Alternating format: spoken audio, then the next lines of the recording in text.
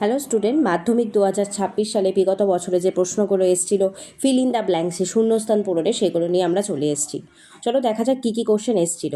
প্রথম কোশ্চেনটা দেখো এসেছিল, অবরোহণ প্রক্রিয়ায় ভূমির উচ্চতা কী হয়। এখানে কিন্তু ফিল ইন দ্য ব্ল্যাঙ্কস ছিল, যেগুলো হাইলাইট করা আছে সেগুলোই কিন্তু আমরা দেখব। ভূমির উচ্চতা কী হয়ে থাকে, হ্রাস পেয়ে থাকে। 2 নম্বর কোশ্চেন দেখো কী আছে, মরু অঞ্চলে বায়ু এবং জলধারার মিলিত সঞ্চয় কাজের ফলে যে সমভূমিটা সৃষ্টি হয় সেটাকে আমরা কি বলে থাকি, পেডিমেন্ট অথবা বাজাদা বলি। নেক্সট কোশ্চেন দেখো কি আছে, কোন স্থানের উষ্ণতা বৃষ্টিপাত লেখচিত্রে উষ্ণতার রেখাটি বছরের মধ্যভাগে নিম্নমুখী হলে স্থানটি কোন গোলার্ধে অবস্থিত। স্থানটি মনে রাখবে, সেটা দক্ষিণ গোলার্ধে অবস্থিত। ঠিক আছে, তারপরের কোশ্চেন দেখো কি আছে,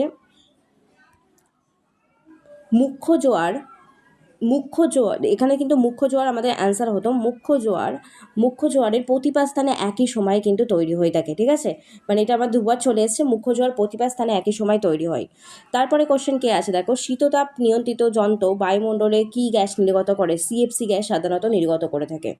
6 নম্বর কোশ্চেন দেখো কি এসেছিল, আরাবল্লী পর্বতের পশ্চিমে অবস্থিত তৃণভূমিগুলিকে কি বলা হয়। ওই তৃণভূমিগুলিকে কিন্তু সাধারণত রোহি বলা হয়।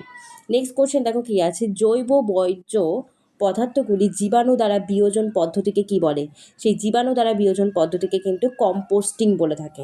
ঠিক আছে, এগুলো কিন্তু মাধ্যমিকে 2026 সালে সমস্ত ফিল ইন দ্য ব্ল্যাঙ্কসগুলো চলে এসেছিলো।